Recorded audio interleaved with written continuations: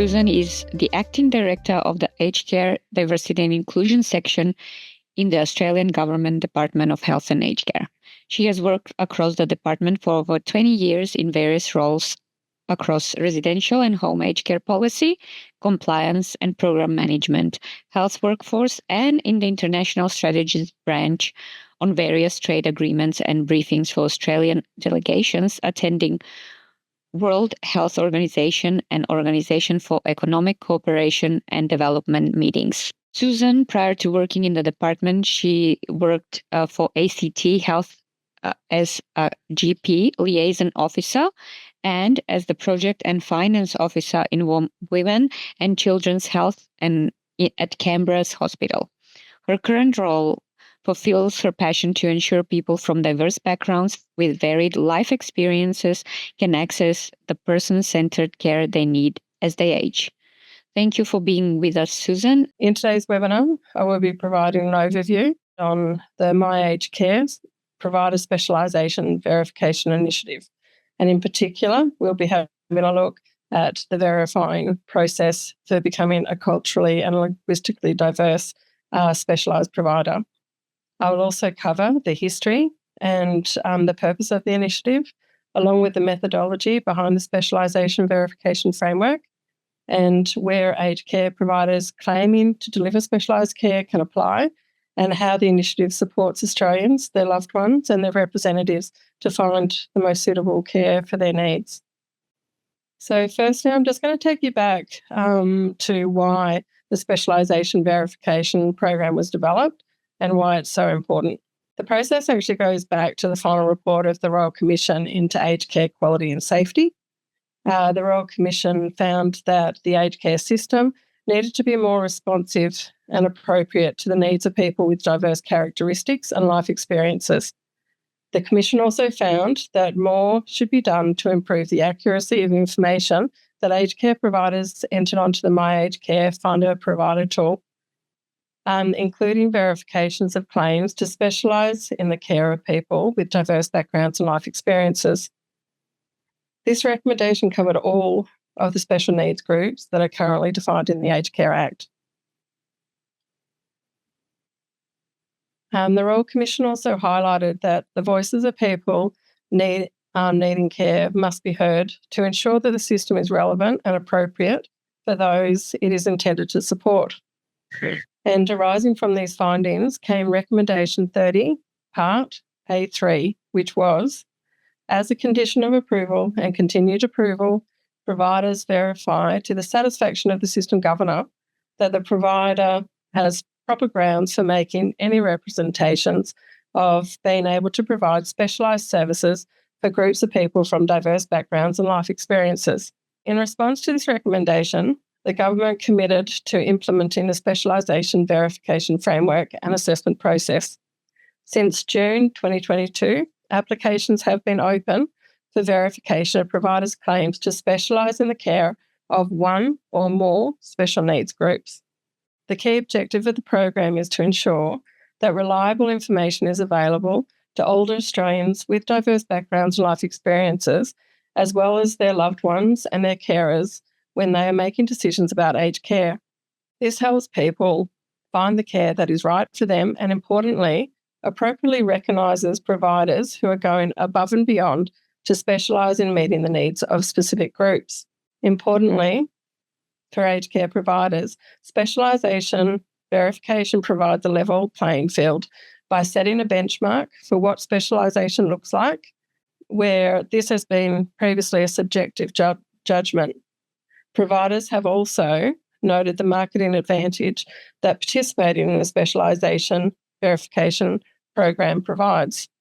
As you will be aware, aged care providers are bound by the Aged Care Quality Standards, which set out the minimum requirements all providers must meet, including that care recipients are treated with dignity and respect and can maintain their identity. Delivering specialised care services is an optional additional step.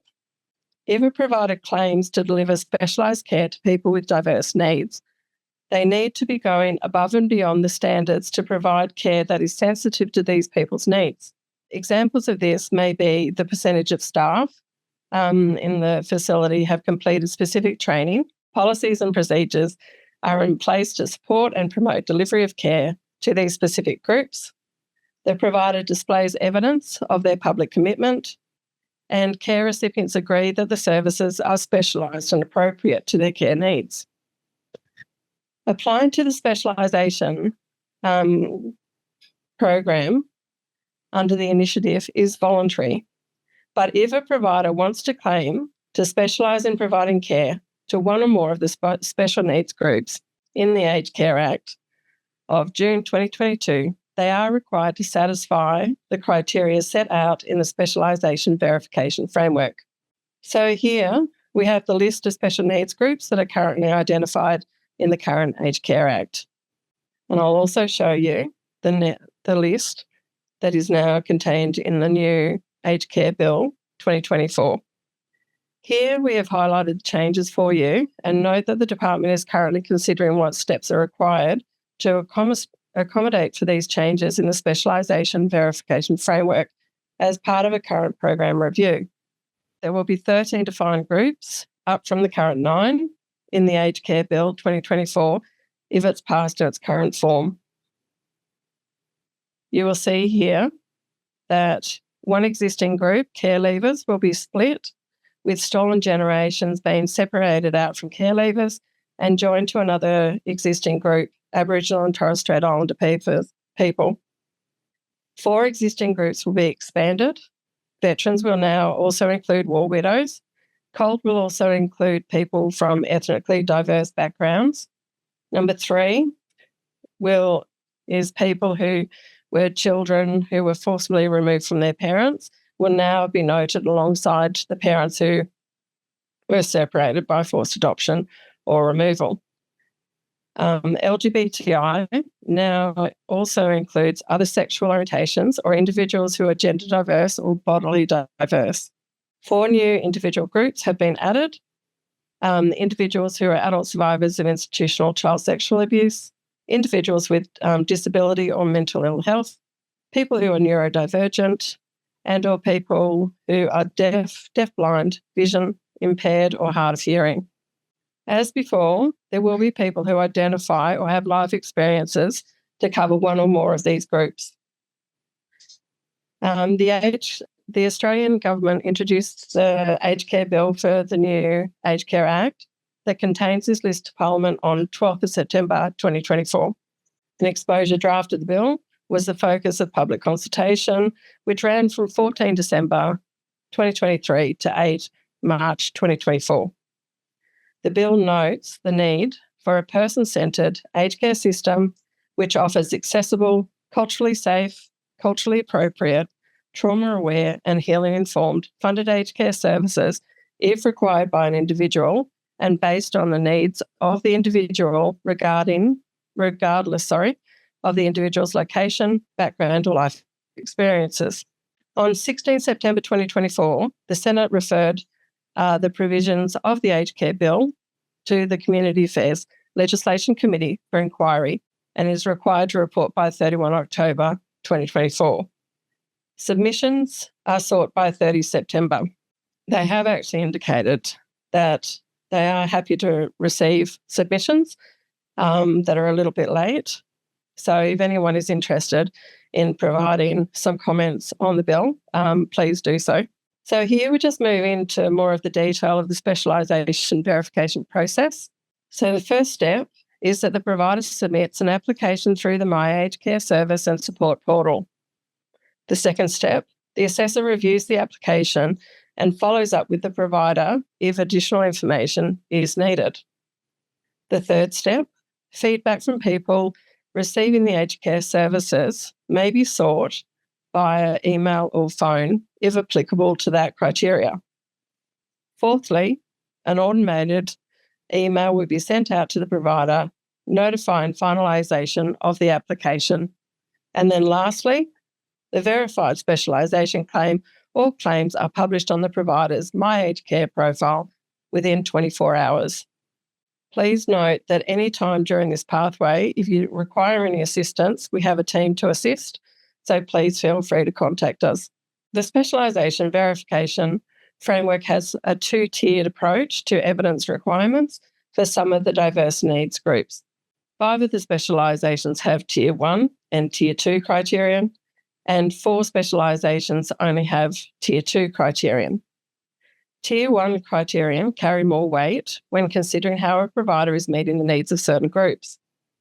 So, for example, LGBTI has 1 tier criteria, which can be met when a provider is Rainbow Tick accredited. This means the organisation does not need to provide any further evidence as the Rainbow Tick is sufficient. Tier 2 criteria can be split into 2 groups. One group that requires providers to satisfy any 4 of the Tier 2 requirements, or Group 2, if a specialisation doesn't have 4 Tier 2 requirements, then all of the Tier 2 requirements need to be satisfied. So in the case of a provider who is wanting to be verified as providing services to members of the LGBTI community, for example, as there are both Tier 1 and Tier 2 criterion, the provider may be verified under the Tier 1 criterion, as we've noted, if they have obtained the Rainbow Tick accreditation, or they can meet the evidence requirement by meeting 4 of the Tier 2 criteria.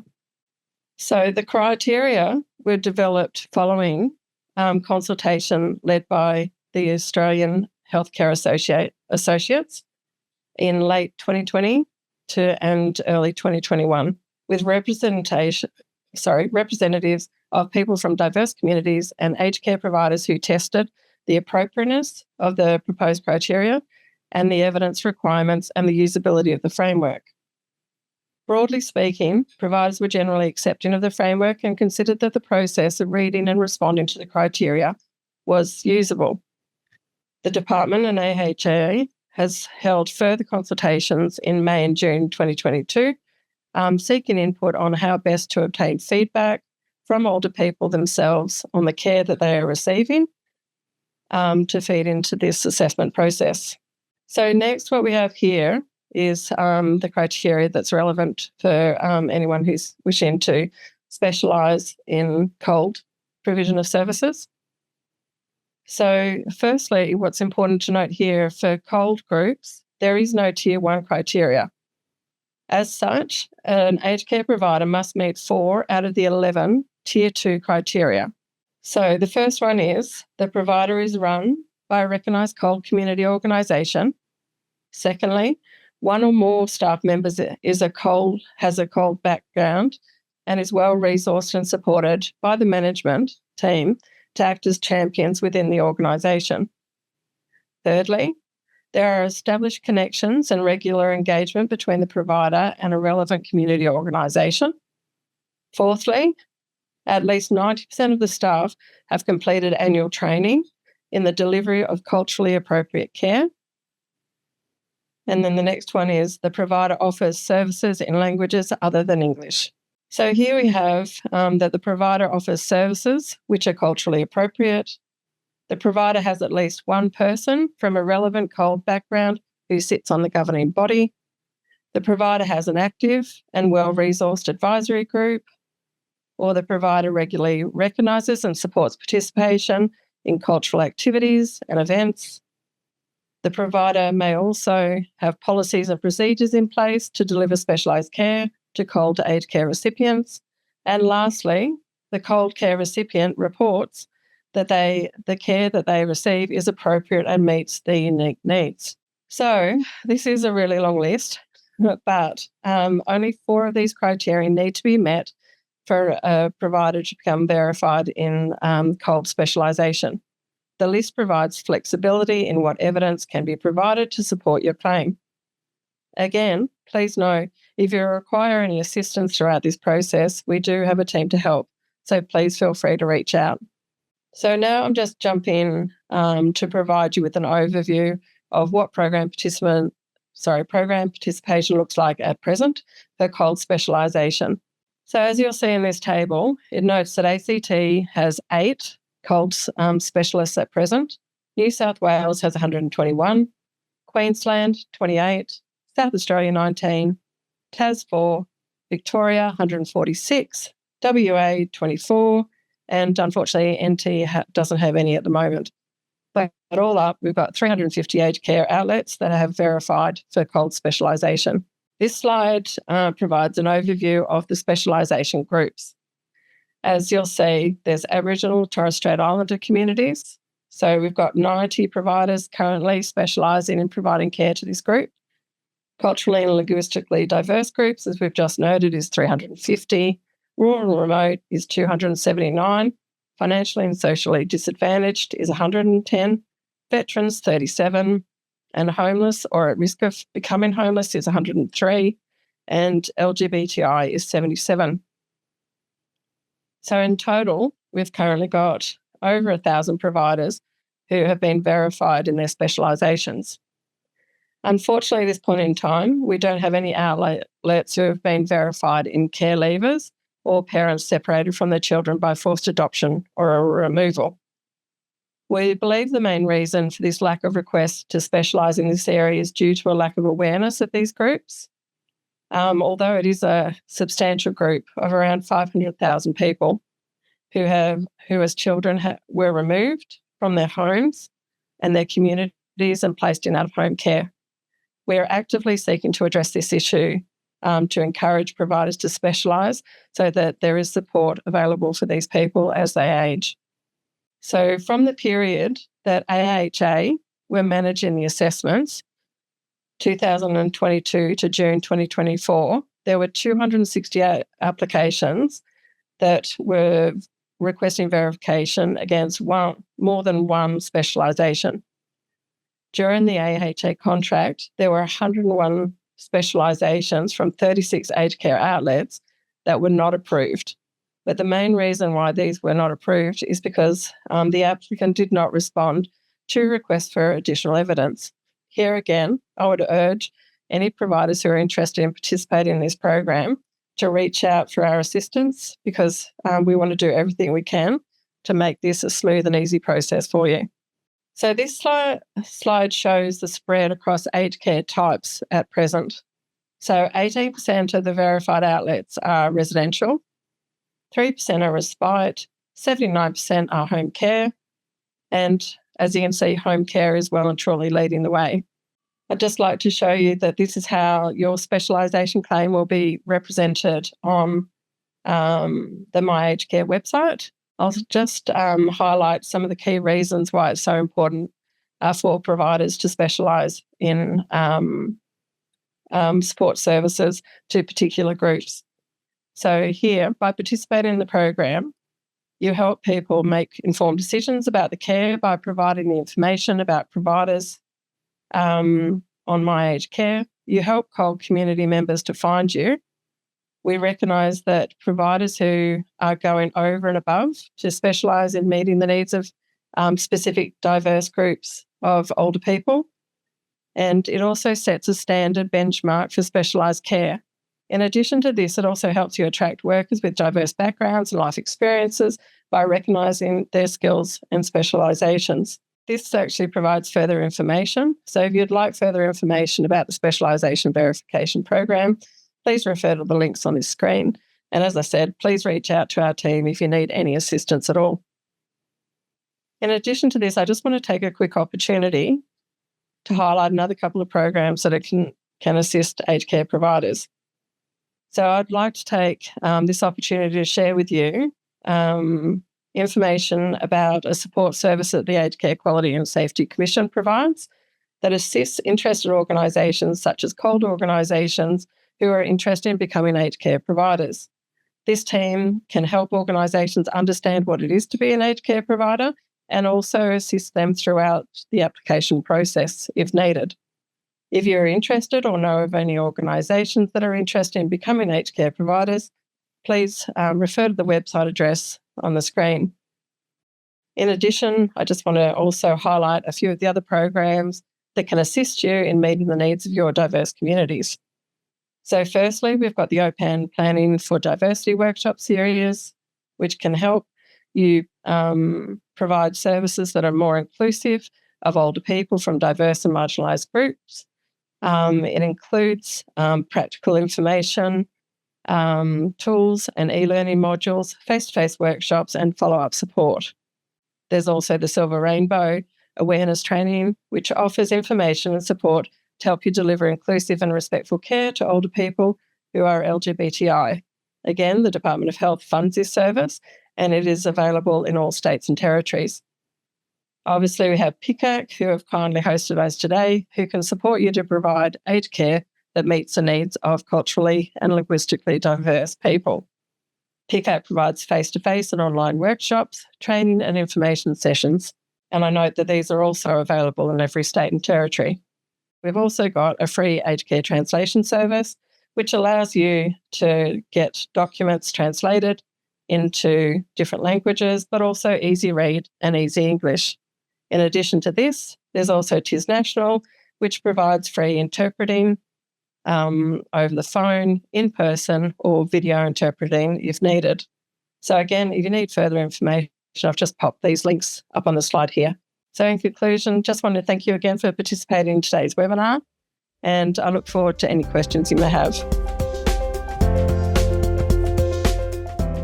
As a small HCP subcontractor in partnership with a registered aged care provider, can we apply for specialization without having our own provider accreditation? We'll have to be the provider who puts in the request. So I'd encourage you to have a talk with the organisation that subcontracted your services and have a chat to them about participating in the program.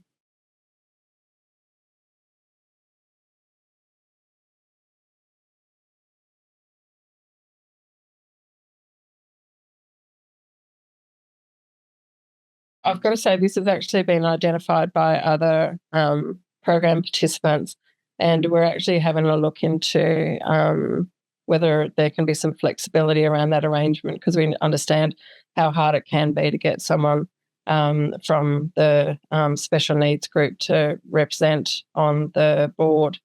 So at this point in time, if there are issues in relation to having that representative on the board at each outlet, I'd request that you actually have a chat to our team and we can talk through the structure of your organisation and how that special needs group can be properly represented through the board at either the outlet or at the provider level. We're just having to have chats with providers to understand their governance structure and how we can properly get evidence that the voices of the special needs communities are feeding into the decisions of that board. Thank you for clarifying. We have another question from Kath. Is there cost for aged care providers to apply for specialisation verification? No, there's no cost at all. So it is actually a free assessment process that you can participate in. Okay, that's great. Then the next question is the specialisation verification a lengthy process? It probably how long is the length of string? It really depends on how much evidence the provider has to give the assessment team. And certainly, as I noted, the assessment team is there to help to try and make this as smooth and efficient process as possible. So the best advice would be make sure that you have a look at the guidance document that's being developed for aged care providers, so you understand the pieces of evidence that are required, and then we'll work with you in getting those pieces of evidence supported. And if there is additional information required, our team will work with you in relation to what that evidence needs to be. Okay, that's great. Thanks for clarifying. We have another question from Everglow Community Care, and that is, do we need to reapply every year, or is it enduring? Yeah, good question. So it's every 3 years. Susan, do you have any final comments that you would like people to know before we close the Q&A? I think probably something that I mentioned several times throughout the presentation is please know that there's a support team there for you. So we will work with you through this process. And also just to remind people of the benefits of participating in this program, not only for aged care recipients, but also for themselves. this does provide market advantage. It highlights to CALD community members that you do provide services that will be suitable to meet their needs. So I just encourage as many people as possible to participate in the program, and please know that you'll be supported throughout the process. Thank you very much, Susan, for your presentation, for your contribution. I think it's a very interesting topic, and there's further support available, as you said earlier, on the website if people would like further information. Now we're going to head over to Magdalena Ojeda. She will talk about our resource in our practice guides relating to the specialization verification. This is one of the many practice guides that we have developed. It's a 3-page document with an additional one just focus on the resources. But I invite you, this is a summary of pretty much what Susan referred today. There is a very thorough guidance manual that I really encourage you to see, along with the detailed evidence requirements. So I just didn't want to finish without mentioning the fantastic YouTube channel that's just as well. And that's it. Thank you so much. You can find out more about the Center for Cultural Diversity and Aging on our website. You can contact us at info@culturaldiversity.com.au. We have our LinkedIn channel, and also we have a YouTube channel, CCDA AUS, if there's anything further that you would like. But yeah, in the meantime, feel free to reach out to us. Otherwise, we look forward to see you at our next webinar. Thank you.